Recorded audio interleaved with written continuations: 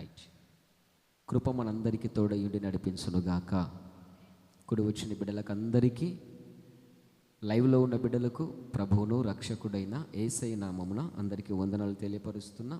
అందరికీ వందనాలు. రైట్. లైవ్లో ఉన్న బిడ్డలకు మీకు వందనాలు. ఈ సంవత్సరం అంతా కాచి కాపాడి సంవత్సరపు ముగింపు మాటలు ఈ సంవత్సరానికి పలుకుతున్న పరిశుద్ధాత్మ దేవునికి సమస్త ఘనత మహిమ ప్రభావాలు కలుగునుగాక. బిగ్గరగా చప్పట్లు కొట్టి ప్రభు నామాన్ని ఘనపరు. బిగ్గరగా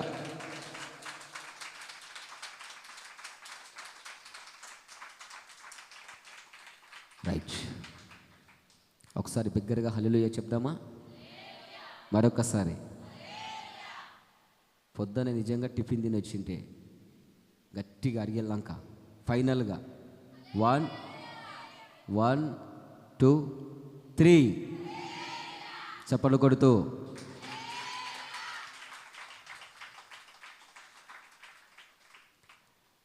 రైట్. మహాగణుడు, సర్వోన్నతుడు, సకల చరాచర సృష్టికి కారణభూతుడు, ఆది సంభూతుడైన దేవుడు మనందరితో మాట్లాడి మనల్ని నడిపించునుగాక. రైట్. ఈ మధ్యాహ్న వేళలో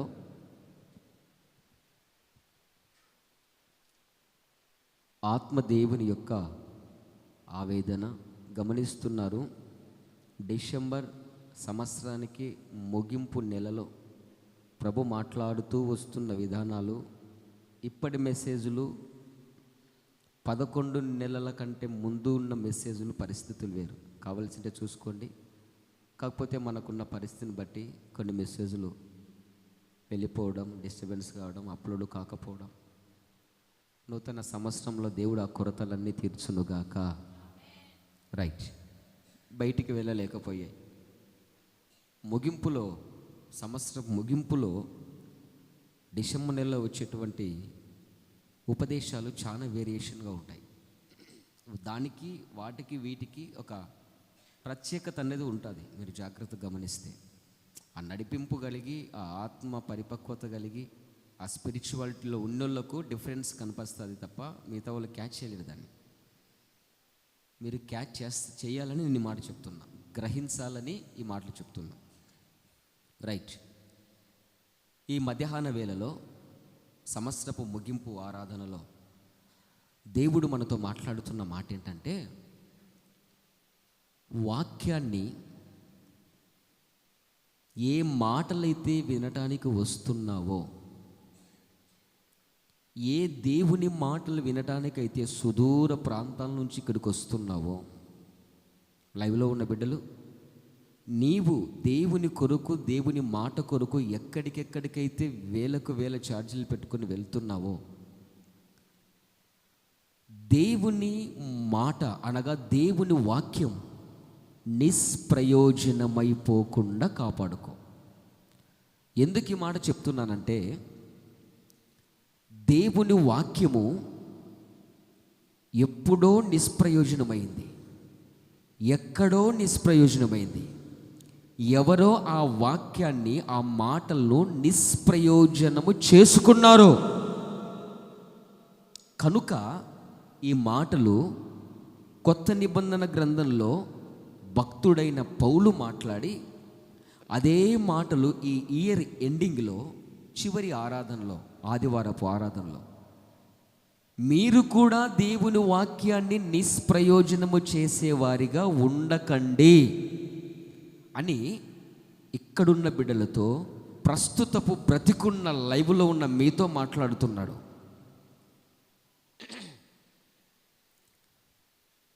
వాక్యము, దేవుని మాట నిష్ప్రయోజనమైపోయిందట.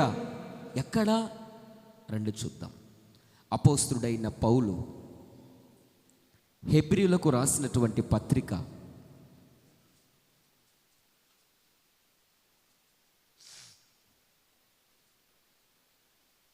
4వ అధ్యాయము.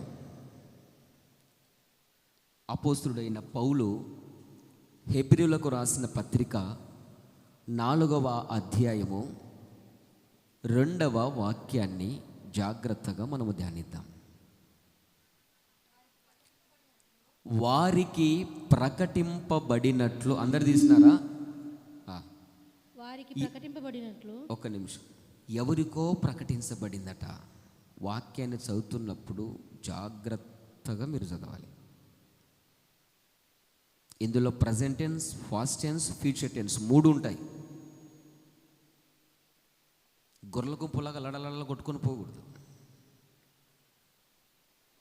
ఒక కాపరి ధ్యానించే విధానం, మంద ధ్యానించే విధానం వేరు ఉంటుంది. కనుక ఈ మాటలు మీతో చెప్తున్నా. వారికి ప్రకటించబడినట్లు అంటే నీకంటే నాకంటే లైవ్లో వింటున్న బిడ్డల కంటే ముందుగానే ఎవరికో ప్రకటించబడింది కదా, అవునా? చదవండి. వారికి ప్రకటించబడినట్లు మనకును స్టిల్ నౌ ప్రజెంట్ మనకును సువార్త ప్రకటింపబడెను. సువార్త, దేవుని మాట, దేవుని వాక్యము ప్రకటించబడుతుంది. గాని వారు వినిన వారితో విశ్వాసము గలవారై కలిసి ఉండలేదు గనుక విన్న వాక్యము వారికి నిష్ప్రయోజనమైపోయింది. మన వాక్యాంశం, వాక్యము నిష్ప్రయోజనము కాకుండా వింటున్నవారు ఏం చేయాలా? జాగ్రత్త పడాలి. వాక్యాలు వినడం గొప్ప సంగతి కాదు, మందిరాలకు పోవడం గొప్ప సంగతి కాదు, రాత్రి సగరబొద్దు ప్రార్థనలకు పోవడం గొప్ప సంగతి కాదు. మొన్న పోయించారు కదా మిడ్ నైట్ ప్రేయర్స్. రాత్రి 11 గంటల ప్రార్థన, 12 గంటలకు ప్రార్థన, డిసెంబర్ 25 అంతా రాత్రి ప్రార్థనలు చేసుకొని 26 షేల్ పండుగ రోజు మొత్తం తాగి తందనలే, డ్యాన్సులే. ఏసై పుట్టాడు. ఒకడు ఫోన్ చేసి, అన్నా వాడు కొత్తోడే నా చేతిలో బతికిపోయినాడు వాడు, అన్నా చర్చి కాడ డ్రామాలు డ్యాన్సులు వేస్తున్నాను రాకూడదు అంటాడు వాడు. వత్సలేరా, వచ్చే టైం ఉంది లేరా. ఏందంట, యాడంట వేసేది? అందరు చెప్పాలా? బజార్లో లేకపోతే ఊరి మధ్యలో అయితే ఒక విధానం ఉండేది. యాడేస్తున్నారంట, వాళ్ళు చెప్పినట్టే ఆడలా చర్చి. ఎందుకంటే ఎవరు చేత కట్టబడింది? అది మనుషుల చేత కట్టబడింది. కాబట్టి వాళ్ళ పెత్తనాలు వాళ్ళ హయంలే జరగాల. ప్రార్థన చేయని కనుక ఒక ఇంటికి వెళ్తే ఆడుకునే అనమాట, చర్చి కాడ తాడాట, కబడ్డీ, బోకు పించలాట, పిన్ని పిత్తు, ఇంకేందిరా తాడు లాగేది, అందుకు అందరు తనుకొని సచ్చేది. ఆడ పోయింటి రోజుసేపు పోయేద్దామని ఆడరు అంటే చర్చి కాడ. ఎందుకురా చర్చి ఉండేది? సంఘాలు ఉండేది ఎందుకు? ఆదివారం పూట లేకపోతే పండగల పూట ఎక్కడ జరుగుతున్నాయి ఇవి? దేవుని యొక్క సమక్షంలో, మందిరం ముందర. మందిరాల ముందర క్యారం బోర్డులు పెట్టుకొని ఆడడం, మందిరాల ముందర చింతపిచ్చలు ఆట ఆడడం, మందిరాల ముందర బారకట్టలు ఆడడం, మందిరాల మీద సెల్లు ముందర పెట్టుకొని బూతు బొమ్మలలో చూడడం మందిరం దగ్గర జరుగుతున్నాయి. మందిరాల దగ్గర ఆటపాట. ఎందుకు? రక్షకుడు ఉదయించినాడో. ఏం తమాషా అనుకున్నా. సంవత్సరానికి ఒకసారి సందడి చేసుకుంటే ఎట్టన్నా? దేవునికి మహిమ కలుగునుగాక. అర్థమవుతుందా? సంఘంలో కానుకేయమంటే ₹1. ఈ సందడికి, సందనాలకు, తందనాలకైతే డీజేలకు వేలు పెడతావు కదా, పెట్టడం లేదా?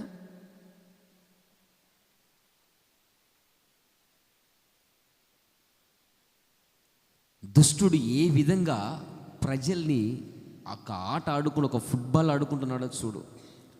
ఎందుకు ఈ మాటలు చెప్తున్నానంటే, మీరు అందులో చిక్కకుండా ఉందురుగాక.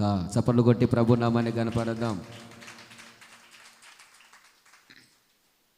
నేను ఒక్కరు చిక్కినాం లేనా, ఈసారి చిక్కకుండా చూసుకుంటాం. మొన్న 25 చిక్కినాం, దొరికినాం. వాక్యం ఏమి సెలవిస్తుందయ్యా?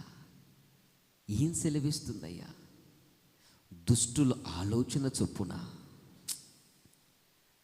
అపహాసకుల చోట కూర్చున్న చోట, పాపుల మార్గంలో మేము కూర్చుంటాం, నిలుచాం, మాట్లాడతాం. వాక్యం ప్రకటించబడింది. వాక్యమే. మా విధానాలే.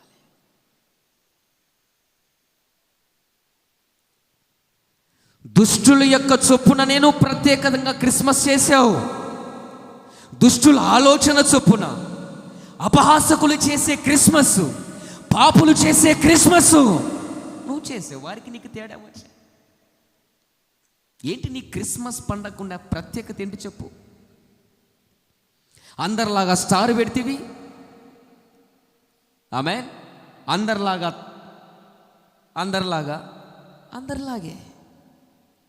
అందరిలాగే ఎప్పటి నుంచో చేసుకుంటూ వస్తున్నావు. ప్రత్యేకత ఏముంది?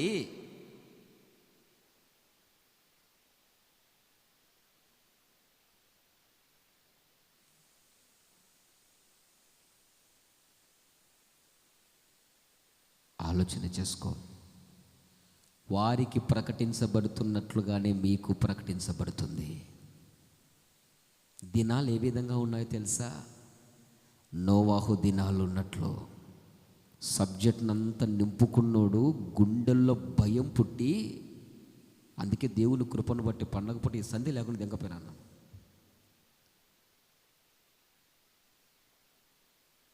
గుండెల్లో తలంపుల్లో దేవుని వాక్యం భయం కలిగినోడైతే ఏం జరుగుతుందో పసిగడతాడు. జంతువుల్లో నుంచి నేర్చుకోవలసినవి కొన్ని ఉన్నాయి. జంతువులకు ఉప్పెనలు, పరిస్థితులన్నీ తారుమారైతాయని వాటికి ముందుగానే తెలుస్తాయట. జంతువులకు, కుక్కలకు, పిల్లులకు, దీనులకు, దానికి సైంటిస్టులు చెప్పినది మీకు చెప్తున్నా. ముందుగానే తెలిసిపోతుందట. వాటికంటే హీనమైన బతుకుతున్నాం, నోరు లేని వాటికంటే. అన్నీ ఉన్నాయి, లేదు వాక్యము ఇక్కడ లేదు. దినాలు ఏ విధంగా జరుగుతున్నాయా? నోవాహు దినాలు జరిగినట్లు ఇప్పుడు జరుగుతున్నాయి. ఇంకా లోతు దినాలు జరిగినట్లు జరుగుతూనే ఉన్నాయి. ఆడేవాళ్ళు ఆడుతున్నారు, పాడేవాళ్ళు పాడుతున్నారు, తాగేవాళ్ళు తాగుతున్నారు, తందనాలు ఆడుతున్నారు. ముందుగానే ప్రకటించబడింది. బట్ ఏమైంది? వాక్యం ఏమైంది? నిష్ప్రయోజనమైపోయింది. అది చూసి ఇప్పుడు వాక్యాన్ని వినటానికి వెళ్తున్న నువ్వు జాగ్రత్త పడు. కొట్టు బిగరగా. వాళ్ళు చేసినట్లే నువ్వు చేసినావు అనుకో, నీకు వాళ్ళకు తేడా లేదు. వాళ్ళకు పట్టిన గతి నీకు పడుతుంది, అంతే. బాగా కూర్చో. కింద కూర్చోలేకుండా కుర్చీ మీద కూర్చోండి, ఇబ్బంది పెట్టదు. ఆత్మదేవుణ్ణి మాట్లాడివ్వండి ప్రశాంతంగా. రైట్. అక్కడ వారికి ప్రకటించబడింది. స్టిల్ నౌ రాకడి దినాలు ఇప్పుడు మరి ఎక్కువగా ప్రకటించబడుతుంది. అందుకే నీకు మొదటి నుంచి చెప్పింది, వాక్యాలు ఉన్నాయి నాయన. మెసేజ్లు సెల్లు తీస్తే, మొబైల్ తీస్తే కోకొల్లలుగా మెసేజ్లు ప్రకటించబడుతుంది. కానీ ప్రకటించబడుతున్నది అప్పుడు ఏమైందో ఇప్పుడు అదే అవుతుంది. కానీ పౌలు సంఘానికి హెచ్చరిక చేస్తూ మాట్లాడుతుంది అంటే, అప్పుడు విన్నదాన్ని పట్టుకోలేక నిష్ప్రయోజకులైపోయారు. ఏ వింటున్నావో జాగ్రత్త పడు. పట్టుకున్న దాన్ని విడిచిపెట్టిపోకుండా, విన్నదాన్ని విడిచిపెట్టకుండా గట్టిగా పట్టుకో. నువ్వు విన్నదే నిన్ను నిత్య మహిమకు తీసుకొని వెళ్తుంది. బిగ్గరగా దేవునికి మహిమ కలుగునుగా. ఏం జరుగుతుందో ప్రభు సన్నిధిలో సమయాన్ని గడిపితే కదా తెలిసేది. కీర్తనకారుడు మొట్టమొదటిలోనే చెప్పాడు, వాళ్ళ ఆలోచనల చొప్పున నువ్వు చేయొద్దు, వాళ్ళ నడవడికలో నువ్వు నడచొద్దు, వారికి నీకు ప్రత్యేకత. ఒకప్పుడు అదే రొంపిలో నుంచి వచ్చిన వాళ్ళమే కదా, ఒకప్పుడు అదే చీకటి బ్రతుకు కదా, ఒకప్పుడు అదే క్రిస్మస్ పండుగలు చేసి వచ్చినోని కదా నాతో సహా.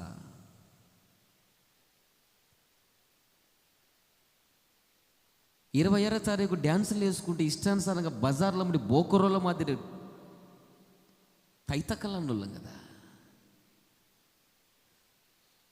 అప్పటికి ఇప్పటికీ, అప్పుడు జరుపుకునే క్రిస్మస్కి ఇప్పుడు జరుపుకునే క్రిస్మస్కి వేరియేషన్, ప్రత్యేకత.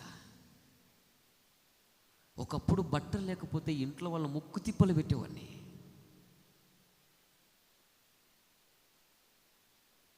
అప్పుడు ప్రత్యేకత, ఇప్పటికి ప్రత్యేకత. అప్పుడు క్రిస్మస్కి ఇప్పుడు క్రిస్మస్కి. నువ్వు శరీర సంబంధమైన క్రిస్మస్లు చేసుకోవటంలో ఎదుగుతున్నావా, లేకపోతే ఆత్మ సంబంధమైన క్రిస్మస్ చేసుకోవటంలో నీ ఆత్మని ఎదిగించుకుంటున్నావా? ఈ జ్ఞానము, ఈ తెలివి, ఈ ఆలోచన, ఈ సమయస్ఫూర్తి, ఈ ముందు జాగ్రత్త నీకు లేకపోతే ప్రమాదమే. జాగ్రత్త. క్రిస్మస్ మెసేజ్ ఏమొచ్చింది? దైవజనుల నోట్లో నుంచి దేవుడు ఏం చెప్పాడు? Christmas message. ఎంతమంది వచ్చారు? 2. బా శబాష్. పోనీ మీరు వెళ్ళిన చోట క్రిస్మస్ మాట ఏంది?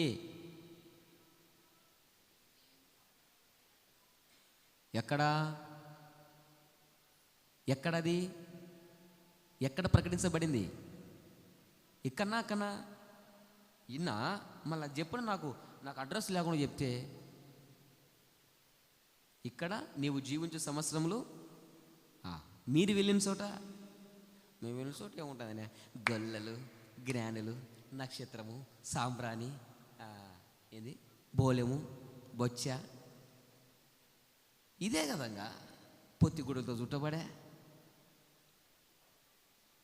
పసుల పాకలో పెట్టబడే.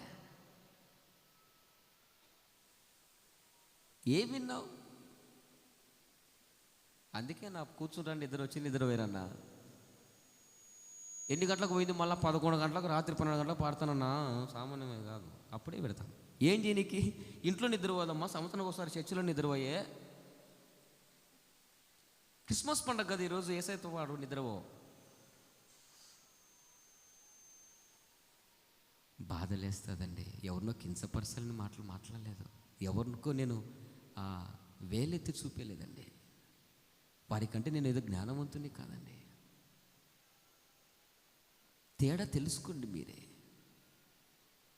50 ఏళ్ళ క్రిస్మస్ చేసినావే, రొటీన్ క్రిస్మస్ చేసిపోతే ఎలా? రొటీన్ స్వీటు, రొటీన్ హాట్ చేస్తే ఎలా? చేయొద్దు, ఉండొద్దు, తినొద్దు నేను చెప్పలేదండి. తినండి, చేసుకోండి. కానీ లోకము జరుపుకునే క్రిస్మస్కి, నిజమైన క్రైస్తవులు జరుపుకునే క్రిస్మస్కి తేడా ఏం కనిపెడుతున్నాడు దేవుడి నుంచి చూస్తున్నప్పుడు? పైనుంచి ఆయన నరులను చూచువాడై ఉన్నాడని తెలుసు కదా. ఆయన కన్నులు ప్రతి స్థలం మీద ఉండునను చూచును కదా, తెలుసు కదా. అవి ప్రతి మనిషిని చూచునని తెలుసు కదా. ప్రతి సంవత్సరము నువ్వు చేస్తున్న క్రిస్మస్ చూస్తున్నాడని తెలుసు కదా. ఈ సంవత్సరమున దేవుని కనులకు ఆనందాన్ని, ఆశ్చర్యాన్ని కలిగించే క్రిస్మస్ నీ ద్వారా, నా ద్వారా జరగాలని పరమందున్న దేవుడు ఎంత ఆశపడి ఉంటాడండి. పెట్టు చెప్పండి బిగ్గరగా. నువ్వు ఆయన ఆశలు అడియాసలు చేస్తే ఎట్లా చెప్పు? నువ్వే చెప్పు.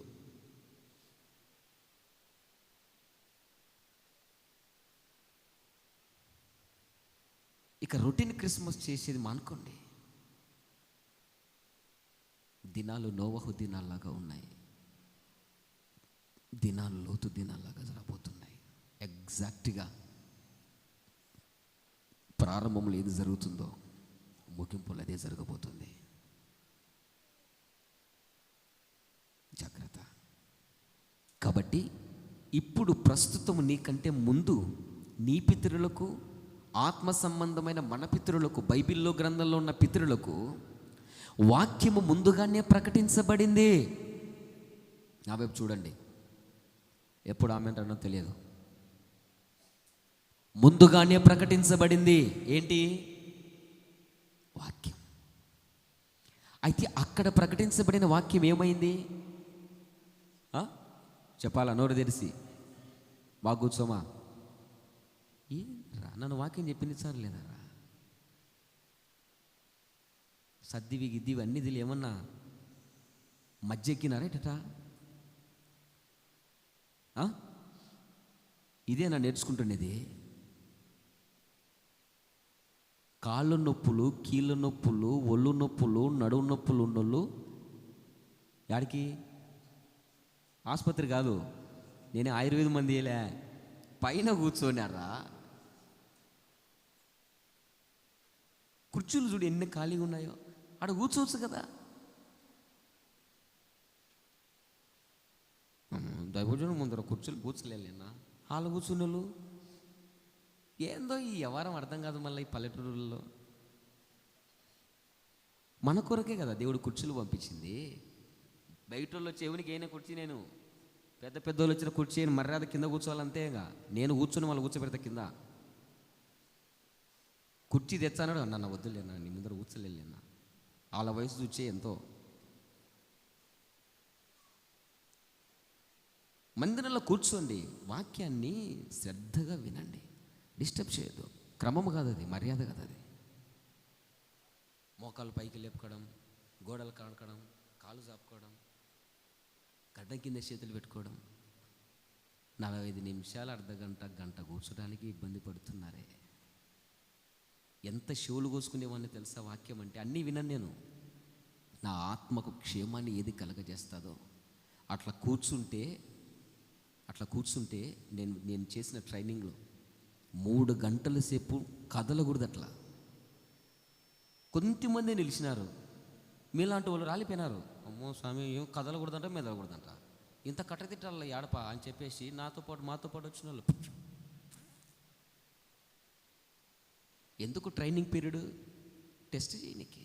నిలబడతాడా, ఊడిపోతాడా? 6 ఏళ్ళ నుంచి వాక్యాలు వింటున్నారు. ఎలా కూర్చోవాలో, వాక్యం ఎలా వినాలో అర్థం కావడం లేదు. ముందుగానే చెప్తా, బాగలేని వాళ్ళు ఆడ కూర్చోండి, ఇబ్బంది పెట్టొద్దు, మీరు ఇబ్బంది పడొద్దు, నన్ను ఇబ్బంది పెట్టొద్దు. ఇప్పటికి 10 నిమిషాలు టైం వేస్ట్. 3 hours నా ముందు, నా వెనక, నా పక్కల, నా బ్యాక్ సైడ్ చూసుకుంటే అన్నీ రాలిపోయింటాయి. యానో కోసంత దూరాన ఉండింటారు ఒక్కొక్కరు అట్లా. 3 hours అట్టనే కూర్చోవాలా. కుర్చీలేసి కాదు, సోఫా సీట్లో కాదు.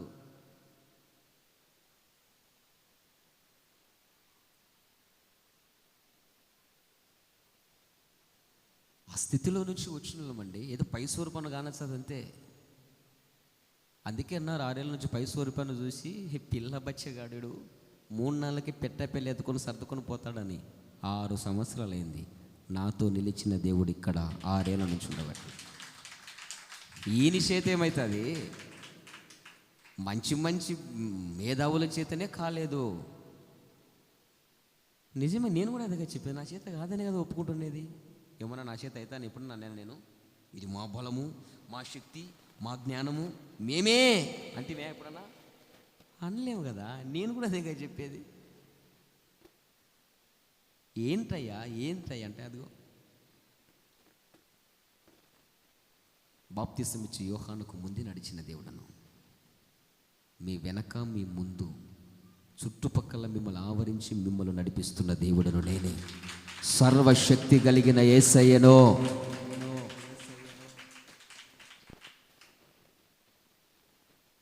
కనుక జాగ్రత్తగా గమనించండి. ముందుగానే ప్రకటించబడింది అక్కడ వాక్యం. కానీ ఆ వాక్యం ఏమైపోయిందంట? నిష్ప్రయోజనం అయిపోయిందంట. అంటే నిష్ప్రయోజనము అవ్వాలని వాక్యం వినాలా? ఆ సమ్మడానికి రావాలి ఇంత దూరం? ఏమండి మాట్లాడరు? నువ్వు అంటావు కదా పోదో ఆ సంబడానికి రావాలేమో, ఆ సంబడానికి చేయలేము అంటావు కదా. నేను అదే అంటానా, వాక్యము నిష్ప్రయోజనము చేసుకోవడానికి సంబడానికి రావాలా ఇడికి. ఎన్ని వాక్యాలు ఉంటున్నా బతుకు మారకపోతే ఆ వాక్యం ఏమవుతుంది? నిష్ప్రయోజనం. ఎన్ని వాక్యాలు వింటున్నా నీ బుద్ధి మారకపోతే ఆ వాక్యం ఏమవుతుంది? నిష్ప్రయోజనం. ఎన్ని వాక్యాలు వింటున్నా నీ బ్రతుకు బాప్తీసానికి దగ్గర కాకపోతే ఆ వాక్యం ఏమవుతుంది? నిష్ప్రయోజనం. ఎన్ని సంవత్సరాలు వాక్యాలు వింటున్నా నీవు దేవునికి దగ్గర కాకుండా దినదినము దూరం అయిపోతుంటే ఆ వాక్యం ఏమవుతుంది? నిష్ప్రయోజనం. ఆ సంబడానికి రావాలా.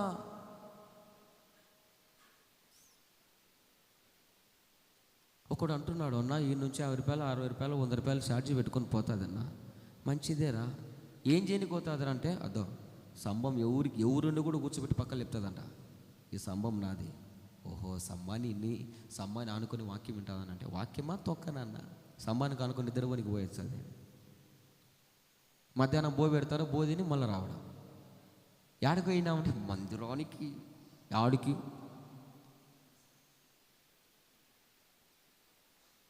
ఏం చేయనికి? ప్రయోజనం ఏమన్నా ఉందా? ఆ సంబడానికి పోయి రావాలన్నా. అయ్యబ్బో నీ సంబడం చూసినాలే అంటావు కదా. అదే నానేది పల్లెటూరు కదా, కొన్ని నాటు భాషలు వాడుతుంటా మధ్యలో. అక్కడ పోయినప్పుడు ఆ భాష వేరు ఉంటుంది లేండి. ఆ సంబడానికి పోవాలా. ఆ సంబడానికి నల్ల వాళ్ళు వాక్యం ఎన్నేళ్ళు విన్నారంట? 40 సంవత్సరాలు. 40 సంవత్సరాలు విన్న వాక్య విన్నుడు ఎట్టుంటాడండి? కత్తి పట్టుకుంటే కటకట నరుక్కొని పోవాలి కదా. 40 సంవత్సరాలు విన్నారంట అండి వాక్యము. ఎక్కడ? ఇలాంటి అరణ్య ప్రదేశములు ఉండే సంఘంలో. ఎవరి ద్వారా? మోషే అహరోనుల నాయకత్వంలో. 40 సంవత్సరాలు 40 సంవత్సరాలు 40 సంవత్సరాలు. 1 కాదు, 2 కాదు, 3 కాదు. నిన్నగాక మొన్న వచ్చినాడు వృద్ధవుతున్నాడే, నిన్నగాక మొన్న వచ్చినాడు ప్రార్థన చేస్తున్నాడే, నిన్నగాక మొన్న వచ్చినాడు ఫలిస్తున్నాడే, నిన్నగాక మొన్న వచ్చినాడు లేచి వాక్యాన్ని ప్రార్థన చేస్తున్నాడే. వాళ్ళ కళ్ళ ముందు పుట్టి, వాళ్ళ కళ్ళ ముందు పెరిగి, వాళ్ళ కళ్ళ ముందు నడిచినటువంటి వ్యక్తి వాళ్ళ ముందే నాయకుడై కనానుకు నడిపించాడే యెహోషువ. కొట్టు చప్పట్లో. ఏంటండి, ఏంటి విచిత్రం? వాళ్ళ కళ్ళ ముందు పుట్టి, వాళ్ళ కళ్ళ ముందు పెరిగి, వాళ్ళ కళ్ళ ముందు పెరిగి వాళ్ళనే ఎక్కడికి కనానుకు. మరి అన్నేళ్ళ నుంచి ఏం చేస్తున్నావు? 40 ఏళ్ళ నుంచి ఏందో సీనియర్ మోస్ట్ సంఘంనా, ఆయన సీనియర్ మోస్ట్ సేవకుడు, మామూలు కాదు, సీనియరే. నీ కాడికి నా కాడికి ముందు 40 ఇయర్స్ సీనియారిటీ.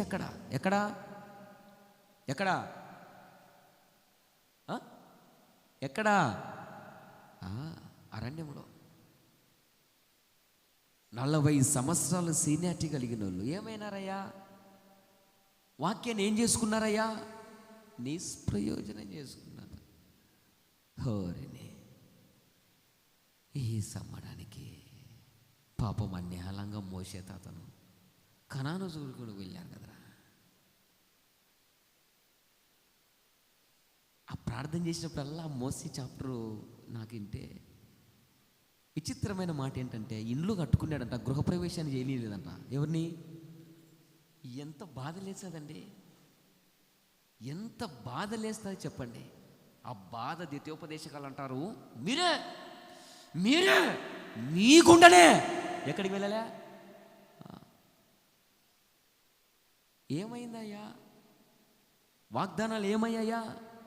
సీనాయి పర్వతం మీద ఉన్నటువంటి ధర్మశాస్త్రం ఏమైందయ్యా? 10 ఆజ్ఞలు ఏమయ్యాయా? పతనమైపోవటానికి 40 రోజులు దేవునితో గడిపి ఆ ఉపదేశాలలో, ఆ మాటలు, ఆ వాక్యాన్ని మీకు అందిస్తున్నది. పాత నిబంధన గ్రంథంలో ఉన్నటువంటి వాక్యము నిష్ప్రయోజనమైందేమో, నా వంటి ప్రవక్తను మరలా మీ కొరకు పుట్టిస్తాడని ప్రవచించినటువంటి మోషే నోట్లో నుంచి వచ్చిన, ప్రవక్త నోటిలో నుంచి వచ్చిన వాక్కులు నిష్ప్రయోజనమై కాకుండా ఉండటానికి పరిశుద్ధాత్మ దేవుణ్ణి మరలా వెళ్ళి తోడు పంపించాడు. పాత నిబంధన గ్రంథంలో ఉన్న వాక్యాలు నిష్ప్రయోజనమయ్యాయి. మోసే ప్రవచించిన నా వంటి ప్రవక్త మీ జనాంగంలో నుంచి లేస్తాడు, అతని మాట వింటే బతుకుతావు.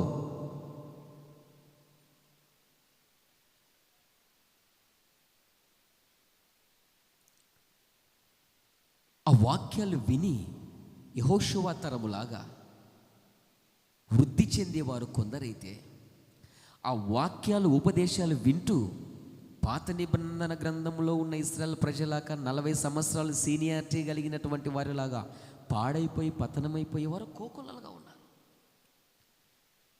వాక్యము నిష్ప్రయోజనము కాకుండా ఫలింపు కలిగిన వారి సంఖ్య బహు కొంచెం. అవునా?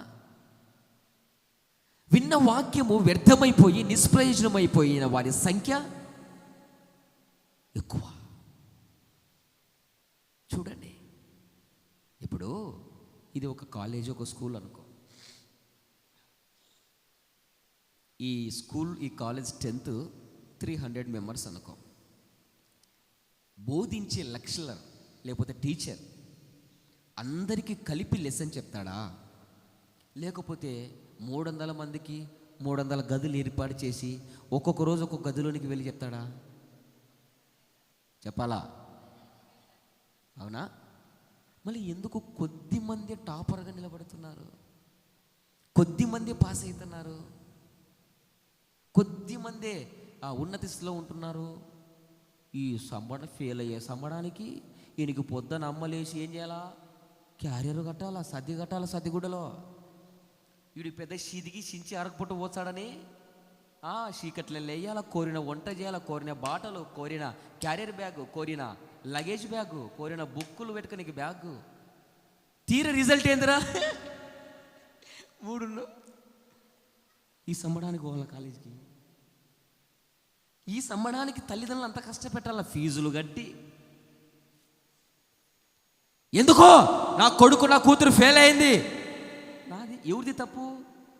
బోధించి ఉందే, విన్నది ఉందే? ఎందుకు మోసే? నేనేం చేయాలయ్యా? నువ్వు చెప్పమనేవన్నీ వాళ్ళకి చెవులు వేస్తే వాళ్ళకు అనుకూలమన్నవేంటి? అబ్బా ఓ చెప్పినాడు అనే వాళ్ళకు ఒక్కరవ్వ తగిలింది అనుకో, రాళ్ళు లేపుకొని నా మీదకి వచ్చిరి. నేనేం చేయాలయ్యా? సనుగిరి గొనిగిరి ఏమనంటే పక్కకు ఈ నత్యానికి ఏం పని లేదురా నాయన అన్నయ్య.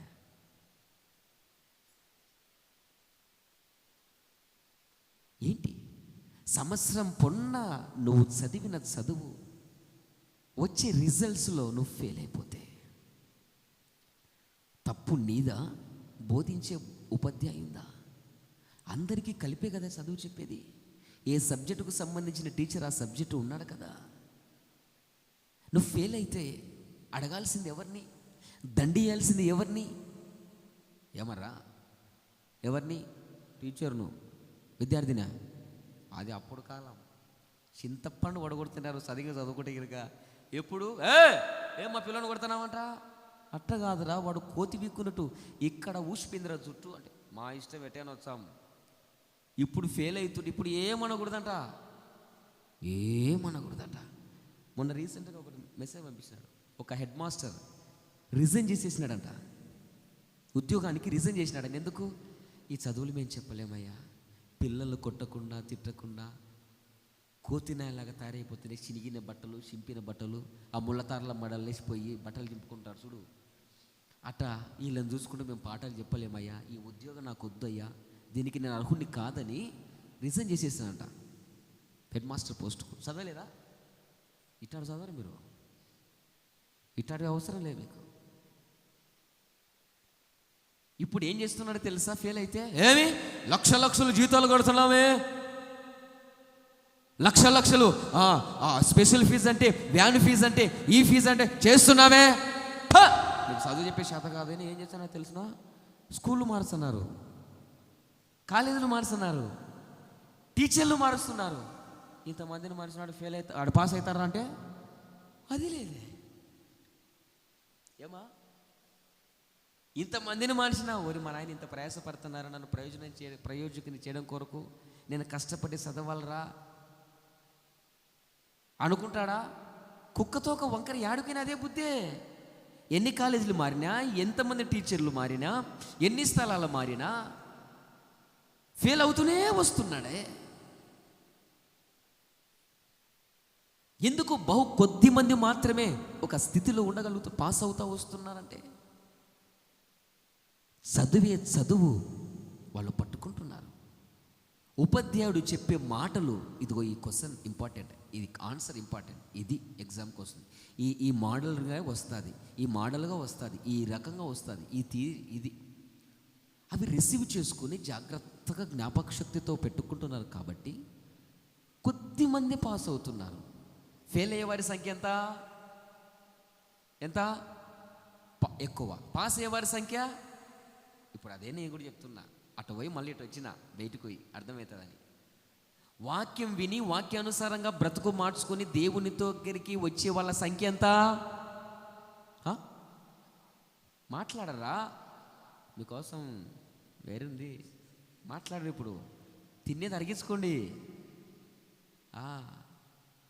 వాక్యం విని వాక్యానుసారంగా బ్రతుకు మారాలని సంఘం పట్ల, పరిచర్య పట్ల, సేవకులకి గుడిపూజంగా దేవుని యొక్క నడిపింపు కలిగి మోషే తర్వాత యెహోషువ లాంటి ఆ తపన, ఆరాటం కలిగిన వాళ్ళ సంఖ్య ఎంత? వాక్యం నిష్ప్రయోజనమయ్యే వాళ్ళ సంఖ్య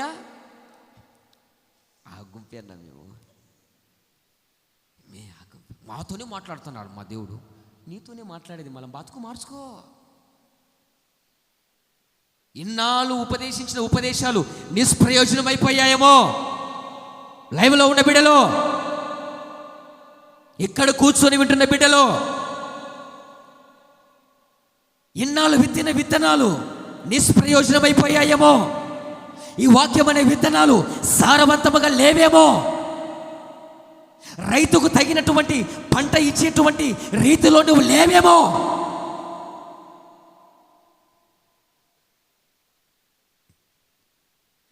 అక్కడ వాక్యము నిష్ప్రయోజనమైంది.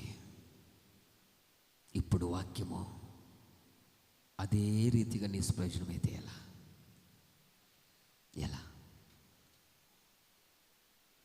సంవత్సరపు చివరి నెల, సంవత్సరానికి చివరి ఆదివారం, ఒక్కసారి నీ మనసు పెట్టి మాటలు విను. ఎక్కడికి వెళ్ళినా ఆత్మీయతలో దిగజారిపోతుంటివి. ఎక్కడికి వెళ్ళినా వాక్యాన్ని విని ఆజ్ఞ మందిరంలో బీగం వేసి వచ్చివి. ఎక్కడికి వెళ్ళినా మందిరానికి వెళ్ళి ఎంతసేపు విని బయటకు వస్తానే వింటివి వదిలిపెడితివి. ఇక్కడికి వచ్చినాక కూడా మళ్ళా అదే ప్రవర్తన చేస్తే ఎలా? ఇక్కడికి వచ్చిన తర్వాత కూడా మరలా విని వదిలిపెడితే ఎలా? ఈ చివరి దినాల్లో విత్తబడుతున్న విత్తనాలను నిష్ప్రయోజనం చేసుకుంటే ఎలా? అక్కడ నిష్ప్రయోజనమైనట్లే ఇక్కడ నిష్ప్రయోజనమైతే ఎలా? ఒకసారి ఆలోచన. ఏది ఆశించి వచ్చావు ఇక్కడికి? నీకంటూ ఒక సంఘం ఉంది. నువ్వంటూ ఒక సంఘానికి నెల సంద కడుతున్నావు. నువ్వంటూ ఒక సంఘంలో చచ్చిపోతే ముందుగానే లెక్క కడుతున్నావు. దేనికి? స్థలానికి 6 అడుగుల గుంతకు ఇప్పుడు నుంచి లెక్క కట్టుకుంటూ వస్తున్నావు. అరిమతి చేసేవాళ్ళు మీరు. అప్పుడు కాలంలో ఎట్లుండేదని వారం ముందుగానే ఒక అందమైన ప్లేస్ చూసుకొని నేను చచ్చిపోయిన తర్వాత ఇప్పుడు ఏం జరుగుతుంది? ఏమర్రా మాట్లాడరు? ఇప్పుడు ఏం జరుగుతుంది? అక్కడ ఉన్నప్పుడు ఎందుకు కట్టినావు సందా? నీకంటూ ఒక సంఘం, నీకంటూ ఒక పాస్టరు, నీకంటూ ఒకటి ఉంది. నీకు అనుకూలంగా ఉంది. అది నీకు అనుకూలంగా ఇంత అనుకూలతను వదిలిపెట్టుకొని, అంత విశాల సంఘాన్ని, విశాల మార్గాన్ని వదిలిపెట్టుకొని ఎందుకు ఇరుకైన మార్గానికి వచ్చావు? ఎందుకు ఇరుకైన ఉపదేశాలు వింటున్నావు? అక్కడ నిష్ప్రయోజనం అయిపోయా విన్నవి. ఈ ఇరుకైన మార్గంలో నడుస్తున్నప్పటికి కూడా నువ్వు విన్న వాటిని నిష్ప్రయోజనం చేసుకుంటే ఎందుకు? 3 రోజులు గ్యాప్ ఉంది, తీర్మానం చేసుకో. 25 సంవత్సరాల వరకు విన్నవన్నీ నిష్ప్రయోజనం. అప్పుడు ఏ విధంగా ముందుగానే డబ్బు కడుతున్నారో శ్మశాన భూమికి, ఇప్పుడు ఆ విధంగా డబ్బు కడుతున్నావు. నీకంటూ ఒక సంఘం ఉంది, పెళ్ళిళ్ళకు, పేరెంటాలకు. నీ కాపరి నీ చెప్పు చేతుల్లో ఉన్నాడు. కూర్చోమంటే కూర్చుంటాడు, లేయమంటే లేచాడు. అన్నీ నీకు అనుకూలంగా. ఇన్ని అనుకూలతను పోగొట్టుకొని ఇక్కడికి రావటానికి అవసరం ఏమొచ్చింది? సరే వచ్చావు, వాక్యము నిష్ప్రయోజనం ఎందుకు చేస్తున్నావు?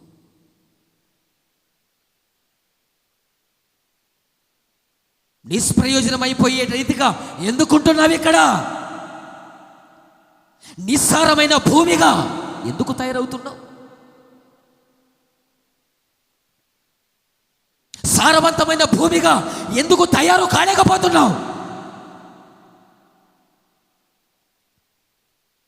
ఒక రైతు కష్టపడి చెమటోర్చి తన బలానంతా కూడబెట్టుకొని విత్తనం విత్తితే ఆ పంట చేతికి రాకపోతే 2 కారణాలు. నెంబర్ 1, విత్తనమన్నా నిస్సారమైనదిగా ఉండాలి. భూమిలోకి పంపబడిన విత్తనము ఏం కావాలది? రైతు బిడ్డలు చెప్పాలా? భూమిలో విత్తిన విత్తనం ఏం కావాలి? ఏమర్రా మాట్లాడరు?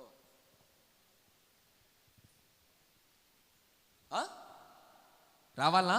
చెప్పు, మీరే చెప్పండి. ఇంకా ఈరోజు ఆత్మదేవుడు మీలో నుంచి ఆ వాక్యాన్ని తీసుకొని వస్తున్నాడు.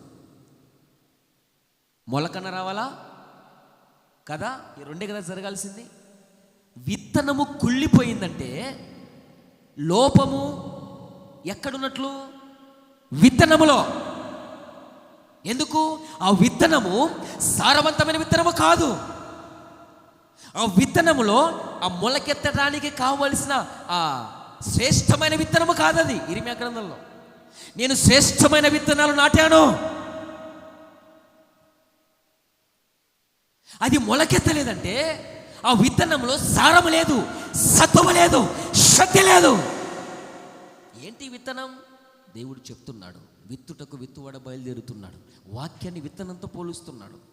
ఇప్పుడు ఈ వాక్యము గడిచిన 2025 సంవత్సరాల నుంచి నిన్న ఆదివారం వరకు విత్తనం నీలో విత్తుతూనే ఉన్నాడు పరిశుద్ధాత్ముడు. ఏం కావాలి? విత్తనం ఫలించిందా? కొన్ని చోట్ల విత్తనాలు నిస్సారంగా ఉన్నాయి, సారవంతమైన విత్తనాలు లేవు. అంటే కొన్ని చోట్ల వాక్యాలు సప్పిడి వాక్యాలు. వాక్యాన్ని దేంతో పోలుస్తున్నాడు? విత్తనంతో. కొన్ని చోట్ల వాక్యాలు, ఆ విత్తనము సారవంతం లేదు, దాంట్లో చచ్చిపోయిన విత్తనాలు. ఆ విత్తనాలు విత్తుతుంటే నీకు జోలపాటం అన్నట్టు నిద్ర వస్తుంది. ఆ విత్తనాల వల్ల నీకు ప్రయోజనం లేదే. 2వది, విత్తిన విత్తనం మొలకెత్తలేదంటే కారణం ఏంటో తెలుసా? నేలన్న నిస్సారమైన స్థితిలో ఉండాలి. ఇప్పుడు నేలను దేంతో పోలుస్తున్నాడు? సంఘంతో పోలుస్తున్నాడు. విత్తనాన్ని దేంతో పోలుస్తున్నాడు? వాక్యముతో పోలుస్తున్నాడు. నేల అనేటువంటి సంఘములో, పొలం అనే సంఘములో వాక్యం అనే విత్తనం విత్తుచుంది. గత 2025, 24, 23 నీ వయసు ఎంతనో అన్నేళ్ళు. విత్తనములోన్న లోపం ఉండాలి, భూమిలోనన్న లోపం ఉండాలి. ప్రభు సముఖంలో నిలబడి చెప్తున్నా, విత్తనంలో లోపం లేదే. నీ గుండె మీద చేసుకొని చెప్పు, విత్తనంలో లోపం ఉంది కాబట్టి మేము ఫలించలేదని. ఈ విత్తనానికి నిలబడికి చేతగాక, ఈ క్రమము కలిగిన విత్తనం విత్తబడే చోట ఉండనికి చేతగాక నిందలు నెపములు వేసి వెళ్ళిపోతున్నారు. త్రవ పక్కల పడిపోతున్నాయి. ఇంత కరెక్ట్గా, ఇంత సిస్టమేటిక్గా ఉండలేమన్నా. అందుకే కదా నేను మొదట చెప్పేది, అనుకూలమైన వాటిని వదిలిపెట్టి, అనుకూలమైన విత్తనాలను వదిలిపెట్టి, అనుకూలమైన కాపర్ని వదిలిపెట్టి, అనుకూలమైన సేద్యగాడిని వదిలిపెట్టి, ఆ సేద్యగాడు ఏం చేశాడు తెలుసా? ఆ నేలలో గచ్చపొదలు, ముళ్ళ తొప్పులు, రాళ్ళు ఇవన్నీ ఏడరు. అవి అట్నే పెట్టి ఏం చేశాడు చెప్పాలా? విత్తనాలు చల్లుతాడు, ఫలించలే లేకుంటలే. ఇంత అనుకూలతను వదిలిపెట్టి ఇక్కడికి నువ్వు ఎందుకు వచ్చావు? నిష్ప్రయోజనం కానిక, నిద్రవనిక, గోడలు కానుకొనిక.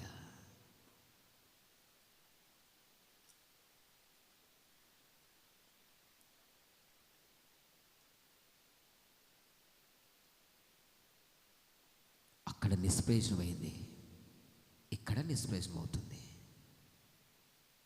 అక్కడ ఏం లోపమయ్యా? విత్తనంలో లోపం. ఇక్కడ నేలలో లోపం.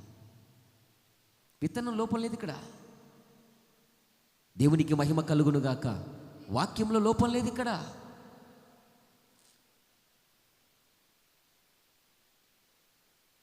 నేలలో లోపం ఉంది. నువ్వే నిలబడలేకుండా ఉన్నావు. విత్తిన వాక్యం అనే విత్తనాన్ని తిరిగి దేవుని కొరకు మొలకెత్తలేని దద్దమ్మగా తయారయ్యావు.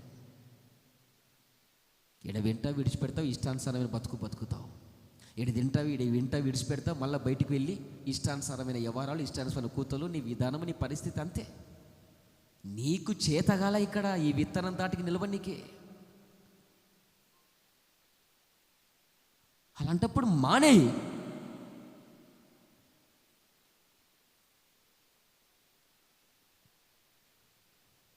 అక్కడ నిష్ప్రయోజనమైనట్లు ఇక్కడ నిష్ప్రయోజనమైతే ఎలా?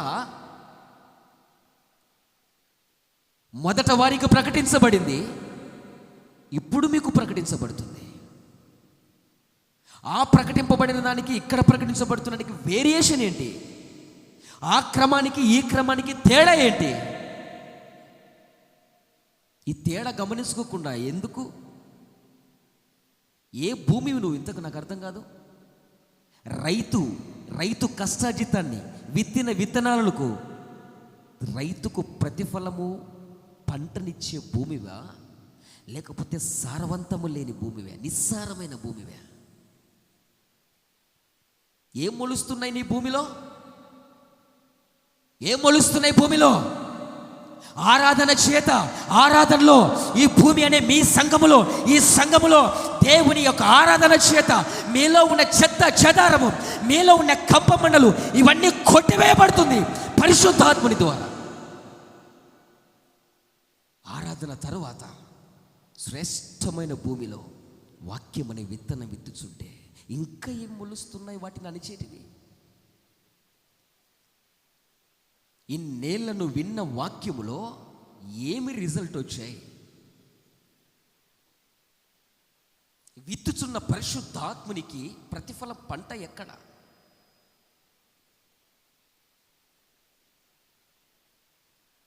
ఒక్కసారి ఆలోచన చేసుకో. వాక్యము వింటున్నావు, దులుపుకొని వదులుగొట్టుకొని పోతున్నావు. అంటే నువ్వేం చేస్తున్నావు? ఇప్పుడు వాక్యాన్ని చెప్పాలా? ఏం చేస్తున్నావు? నిష్ప్రయోజనం చేస్తున్నావు. నిష్ప్రయోజనం చేస్తున్నావు. నిష్ప్రయోజనం చేయటానికి నువ్వు మందిరానికి రావాలా? నిష్ప్రయోజనం చేయటానికి వాక్యాలు వినాలా? నిష్ప్రయోజనమైపోవటానికి ఇక్కడికి వచ్చి పరిచర్య చేయాలా? ఈ ప్రతిఫలం పొందుకోవాలని లేదా మీకు? ఈ సంఘములో కన్ను మూసిన తర్వాత జ్యేష్ఠుల సంఘములో కళ్ళు తెరవాలన్న చివరి కోరిక లేదా? ఏంటి మీ చివరి కోరిక? షానున్నాయిలేనా? ఒకటి కాదు, రెండు కాదు. ఒకసారి ఆలోచన చేసుకో. జాగ్రత్త. అక్కడ వాళ్ళు ఒకటి కాదు, రెండు కాదు, మూడు కాదు, 40 సంవత్సరములు ఏం చేసినారు? వాక్యాన్ని? సేవకుని ప్రయాస వారికి తెలియదు. మీ కొరకు సిద్ధపరుస్తూ పరిశుద్ధ ఆత్మదేవుడు మమ్మల్ని నలుపుతున్న విధానం మీకు అర్థం కాదు. వాక్యమైన విత్తనం విత్తిన తర్వాత ఎక్కడ త్రోపక్కలు పడతాయో, ఎక్కడ దుష్టుడు ఎత్తుకుపోతాడో, ఎక్కడ అహిక విచారాలనే ముళ్ళులు పెరిగి వాక్యాన్ని అణిచివేస్తాయో, ఎక్కడ రాత్రి నెలలో పడతాయో, ఎక్కడిదైతాయో అని రైతు కష్టాలు నీకు అర్థమవుతుందా? శరీర సంబంధమైన రైతులు పడే కష్టం, ఆ కష్టానికి ప్రతిఫలం రాకుంటే ఈరోజు ఆత్మహత్యలు ఎందుకు జరుగుతున్నాయి? పురుగుల మందు తాగి రైతు ఆత్మహత్య. ఎందుకు? నష్టమైంది. పంట నష్టపోతే శరీర సంబంధమైన రైతు చచ్చాడయ్యా. ఆత్మ సంబంధమైన సేవకుడైన రైతు సంఘమనే పొలములో వేస్తున్న విత్తనాలు మొలకెత్తకపోతే, ఫలించకపోతే, తగిన కాపు కాయకపోతే, క్రీస్తు పోలికలోనికి మిమ్మల్ని మార్చలేకపోతే బతికున్న చచ్చిన వాళ్ళతో సమానమండి. సేవకుని భారం తెలిస్తే వాక్యం అనే విత్తనాన్ని నువ్వు నిష్ప్రయోజనం చేయవు. ఎందుకు విత్తనాన్ని విత్తుతున్నాం? పంట చేతికి రావాలి, పైరు ఎదగాలి. కోసే దినాలు, పైరు కోసే దినాలవి. పైరు బాగా ముదిరింది, కొడవళ్ళు పెట్టి కోసుకునే దినాలండి ఇవి.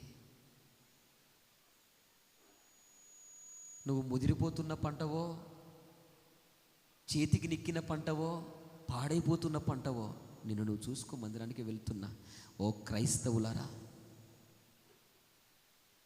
కాబట్టి అక్కడ వాక్యం నిష్ప్రయోజనం అయిపోయింది, ఇక్కడ వాక్యం నిష్ప్రయోజనం అయిపోతే పరిస్థితులు వేరుగా ఉంటాయి. కనుక నా ప్రియులారా, ఈ మధ్యాహ్న వేళలో ఆత్మదేవుడి మీతో మాట్లాడుతున్న మాట, ఈ కొద్ది మాటలు పరిశుద్ధ ఆత్మదేవుడు మీ అందరి వినికిడిలో పదిలపరచునుగాక. సంవత్సరపు లెక్క, నీ లెక్క నీకు ఏ విధంగా పూర్తి కావాలో నాకంటూ ఒక లెక్క ఉంది కదా. ఈ సంవత్సరంలో ఇన్ని ఆత్మలు నాకు కావాలయ్యా, ఇన్ని ఆత్మలు నా చేతికి రావాలయ్యా, ఇన్ని ఆత్మలు. ఒక్కసారి జ్ఞాపకం చేసుకో, మోకరించి ప్రార్థన చేద్దామా?